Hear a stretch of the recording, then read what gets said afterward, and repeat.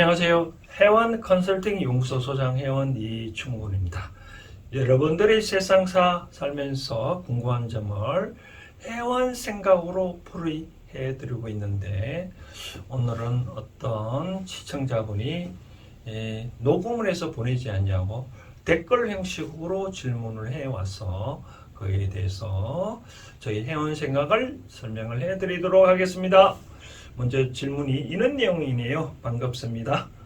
원장님, 이런 거 물어봐도 될까요? 사주를 볼 때 연주, 월주, 일주를 말하는데 무엇을 의미하는지 궁금합니다. 그렇죠. 사주는 연주, 월주, 일주가 있는데요.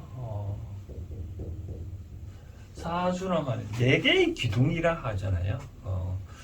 이거는 무엇을 의미하냐면, 우리가 사주, 우리가 태어난도 할 때 태어난 연도가 있잖아요. 그렇죠? 연도가 있고, 그 다음 태어난 뭐가 있어요? 월이 있잖아요. 그렇죠? 월, 태어난 월. 그 다음 태어난 월이 있으면 또 내가 몇 월 며칠 몇 시를 그러잖아요. 일. 그리고 또 뭐 몇 시에 태어났다 하잖아요. 그렇죠? 몇 시. 이게 바로 생년, 월, 일, 시라고 합니다. 여기 크게 4가지가 있다 해가지고 4개의 기둥이다라고 해가지고 사주라 얘기하는데, 사주마다 2가지씩 글자가 있습니다. 예를 든다면 내년에는 갑진년도를 하잖아요. 2024년도는 갑진년이다라고 얘기를 하는데, 원래 60갑자는 이렇거든요. 우리가 따져볼 때 하늘과 땅이 있다 할 때, 하늘을 우리가 있는 것은 천간이라는 의미를 쓰고, 땅에는 지간이라는 의미를 쓰는데, 우리가 천간은 우리가 어떤 식으로 나오냐면 10가지가 있습니다. 우리가 가을병정을 쓰거든요. 가을병정, 무, 기, 경신, 임계, 이런 시절로 쓰고, 어떤 지간은 우리가 12지 12가지 띠가 있잖아요. 그것처럼 여기 자, 축, 인, 묘, 진, 사, 오, 미, 신, 묘, 술, 해, 이렇게 12가지 띠가 있고, 정간은 10가지의 정간이 있다. 그래서 우리가 순서대로 이제 태초에부터 이 세상이 생기면 갑자부터 시작하게 되겠죠. 그죠? 갑자. 그 다음 어떻게 되게? 얼축. 이렇게, 그 다음 병인, 이런 식으로 되겠죠. 그렇죠? 그러다 보면 이렇게 다시 요 임계가 개정 오면 요 계유가 되겠죠. 그렇죠? 계유가 되면 이제 다시 갑술. 또, 그 다음 얼해. 이래 되겠죠. 이렇게 계속 쭉 하면 총 60갑이 나옵니다. 60갑이. 근데 그러니까 태어난 연도에 다시 만 60이 지나면 자기가 태어났는 그의 정간과 지간이 나오겠죠. 그렇죠? 그래서 내년에는 이렇게 갑진일이라 하는데, 바로 요 갑과 진이 요거에 만나는 것을 바로 갑진입니다. 그래서 2024년에 갑진이면 다시 만 60년 지나면 다시 갑진이 나오겠죠. 그렇죠? 그래서 이와 같이 그것을 우리가 연도에 우리가 이렇게 갑진이라고 이렇게 갑진년이라고 말을 하잖아요. 그렇죠? 그 다음 월도 마찬가지입니다. 최초의 월도 우리가 이렇게 갑자, 얼축 이렇게 쭉 나거든요. 그걸 이제 월건이라는 표현을 쓰거든요. 월건. 같이 월건. 때문에 마찬가지도 이렇게 같이 갑자에 나오고, 그다음 이 태어난 이래도 그런 게 있거든요. 우리가 조그만 달력, 큰 달력 본 밑에 또 오늘 무슨 일진이 뭐다라고 하거든요. 그거를 이제 우리가 월건이라 안 하고 일진이라는 용어를 표현합니다. 일진. 그다음 태어난 시도 있잖아요, 그렇죠? 오늘 태어난 시도 보면 우리가 그도 이 자축인묘 진사를 따지는데 우리가 새벽에 밤 12시부터 1시에 태어나는 사람을 자시라 합니다. 자시. 1시부터 3시 사이를 축시. 이렇게 쭉 나서 저녁 9시부터 11시까지를 해시에 태어났다라고. 그러면 이제 해시에 태어났다면은 이걸 시지라고 표현하거든요. 이거는 시지. 그럼 밑에 이제 이렇게 자시에 태어났다, 축시에 태어났다 이런 거 하잖아요. 그럼 위에 이것도 마찬가지로 갑신이 있고 갑지, 뭐 갑자년이 있고 뭐 갑자월에 태어났다. 일도가 아까 그런 게 있다 했잖아요. 만약에 뭐 예를 들어서 오늘이 만약에 을해일이다라고 할 수 있잖아요.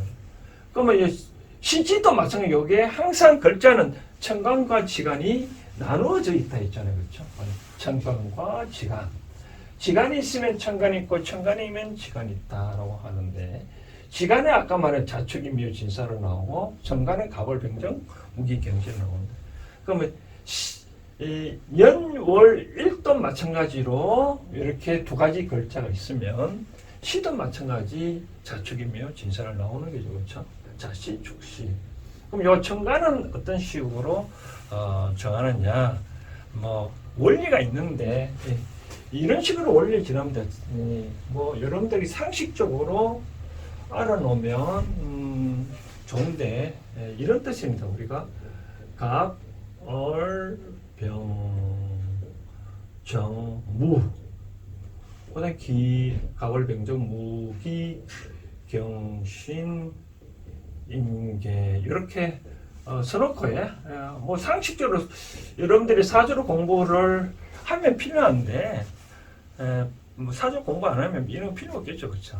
그래서 뭐 상식적으로 알아놓으면 요 일간이 요 을이잖아요, 그렇죠? 을 여기 을 그럼 요거 을 기준으로 을 여기 갑을 병정 따지는데 요 을 일간이 을이면 요게 초가 시작이 뭐냐면 요거는 갑 이렇게 했다면 병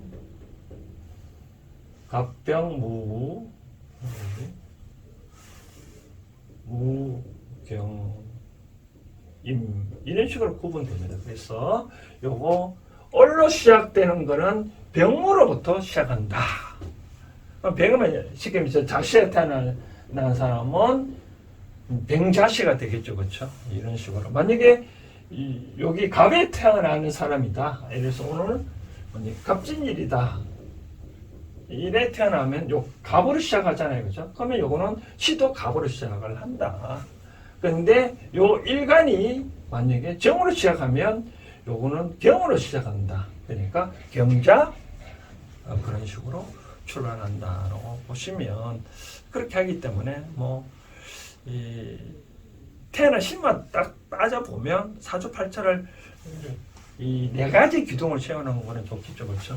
이런 식으로 태어난 연도와 월과 일과 시를 뽑는데 그런 글자마다 한 연도마다 여기 그래 보면 연, 월, 일, 시가 있죠. 아까 각 기준대로 여기 천간과 지간이 있다. 그러면 각자 글자가 이렇게 있잖아요, 그렇죠? 이렇게 있다. 그러면 이제 연도도 하나의 기둥, 월도 하나의 기둥, 하나의 일도 시다. 근데 사주를 볼 때는 기본적으로 천간인 내가 일간 중에 내가 태어난 요것을 기본적 사주는 나를 봅니다. 나를 보고 나머지는 내가 건드리고 있는 부사와 같다. 그러니까 요걸 기준으로 요 상대 지간에 나오는 거는 일반적으로 사주 볼 때 배우자를 뜻하고요. 요거 월과의 관계 따져보면 부모와 조상의 관계를 의미하고 연도는 부모와 형제 그 앞에 조상을 의미합니다. 뭐 요게 시는 뭐냐면 나의 관계의 입장에서 할 때는 자식 후손을 보고 또 나를 기준으로 연도는 천년운을 보고 월은 중년운 요거는 장년운, 요거는 신은 반년으로 봅니다. 그래서 이 사주팔자 신만 알고 누구한테 말하면 저 사람이 과거는 어떻게 살아왔고 미래는 어떡하다라고 예측할 수 있는 그런 경계죠. 그렇죠? 그래서 함부에 나를 다른 사람한테 생년월일을 말한다 그러면 좀 잘못됐다라고 말하고 싶습니다. 그래서 이 상식적으로 요 정도만 알아도 사주가 뭔지 팔자가 뭔지 바로 끌어냅니다. 이와 같이 저는 이런 얘기를 하는데 사주는 바꿀 수 없어도 팔자는 어떻게 바꿀 수 있다라고 얘기를 하잖아요. 그 말은 이겁니다. 사주는 바꾸고 이렇게 글자 있는 거는 연월일시 있는 건데 요 글자 있는 거는 4개의 기둥은 바꿀 수 없겠죠. 그렇죠? 팔자는 바꿀 수 있다는 말은 글자를 바꿀 수 있는 게 아니라 요게 나의 기준으로 상대가 이렇다 어떻게 예를 든다면 나는 기본적으로 갑이다라고 했을 때 갑이가 그러면 나는 갑은 어떻게 기본적으로 나무거든요. 나무인데 상대가 만약에 배우자가 예를 들어서 불이다. 그럼 어떻게 되게 궁합이 일단 먹은 화를 생활하니까 잘 상생이 맞잖아요. 그렇죠? 만약에 흙이 왔다. 그러면 나는 상대를 극하니까 사주는 그렇다. 그러면 내가 상대방한테 잘 준다든지 그러면 해결이 되잖아요. 그렇죠? 그렇기 때문에 사주는 바꿀 수 없지만 내가 어떻게 행동하냐에 따라 분위기가 달라진다. 그걸 이제 팔자는 바꿀 수 있다라고 얘기를 하는데 심지어 이런 얘기도 할 수 있습니다. 팔자를 또 글자를 보면 쉽게 우리가 눈여겨 볼 수 있는 거는 제사상에 보면 지방판을 쓴다 하잖아요. 근데 아버지 제사 지방판을 보면 이런 한문이 들어오는데 세로로 쓱 달아들면 이렇게 씁니다. 우리가 형거, 초사, 부군수 이렇게 쓰잖아요. 그렇죠? 형 나타날 짠 형고 고는 이 아버지를 뜻합니다. 형고 첫사는 벼슬을 의미하거든요. 첫사. 그다음 부부는 아버지 이름을 통상 부군이라 합니다. 이름. 그다음에 신이 이렇게 신이름. 이렇게 글자를 따져 보면 8글자잖아요. 하나, 둘, 셋, 넷, 다, 일곱. 이 중에 첫살은 신분이거든요. 신분. 그러니까 이 첫살을 바꾸면 나머지 글자를 바꿀 수 없잖아요. 그죠? 첫살 글자를 내가 어떻게 하냐에 따라 후손 사람은 쉽게 말해서 요즘 따지면 이사관이다, 사무관이다. 그럼 쓸 수 있잖아요. 처사 대신 사무관, 대통령이 대통령 이렇게 바꿀 수 있잖아요. 그게 바로 그럼 대통령이면 글자를 사무관이면 9자가 되잖아요. 그렇죠? 이와 같이 바꿀 수 있는 거는 요의 글자를 바꿀 수 있다라고 말씀하는 거죠. 그렇죠? 근데 나는 세상 사람들이 이렇게 말한다 하더라도 팔자를 바꿀 수 있다라는 말은 내가 그러한 상대가 만났을 때 내가 기본적으로 명량을 좀 알면 내가 그런 말을 했잖아요. 항상 지난번에 이런 질문이 올라온 이유가 12월 3일 날 제가 띠별로 영상을 다 2024년도 운세를 내가 설명을 해 놓다 보니 연주월주 일주가 뭐냐라고 질문한 것 같은데 그 중에 하나가 제가 한번 말씀드리고 싶은 거는 호랑이띠와 잔나비띠가 서로 충한다라고 상충한다라고 설명했잖아요. 그리고 또 닭띠하고는 서로 원진 관계다라고 얘기를 했잖아요. 그렇죠? 그러면 닭띠가 왜 호랑이띠와 원진 관계있냐? 닭띠가 새벽에 또 꽃게요 하라고 우니까 호랑이는 사람 나타나는 거를 싫어하거든요. 짐승은 그 사람 나타났다 해서 상냥을 안 하는 게 아닌데 호랑이 때 혼자 일하기를 좋아하거든요. 근데 사람이 이제 그 당연히 꼭 끼어 울었으니까 나갈 수 있잖아요. 그러면 이제 호랑이 싫어하겠죠. 그러니까 닭은 호랑이는 닭을 싫어하겠죠. 그러니까 원정강이다. 그러면 어떻게 하겠어요? 호랑이 입장에는 닭이 원래 저런 거를 인정해 주면 되잖아요. 그럼 그 전에 일찍 사냥을 마치든지. 그러면 또 닭도 내가 천방지축으로 닭을 오래됐으니 호랑이가 짜증내면 다음부터는 천방지축으로 안 되면 되지 않겠냐. 그런 생각하면 관계가 아주 좋잖아요. 그렇죠? 그게 바로 팔자를 바꾸는 거다. 그런 사주 팔자의 8자의 글자를 바꿀 수는 없지만 내가 어떻게 가만히 있는 그대로를 가면 서로 상급관계다 이거죠. 그러나 내가 마음을 어떻게 먹느냐에 따라 관계가 달라질 수 있으니 8자의 글자의 위력을 바꿀 수 있다라고 하는 게 바로 사주는 바꿀 수 없어도 팔자는 바꿀 수 있다 하는 얘기가 바로 그런 얘기 나옵니다. 이제 사주에서 월주, 연주, 월주, 일주 또 시주에 대해서는 이 정도면 충분히 이해가 될 걸로 믿어집니다.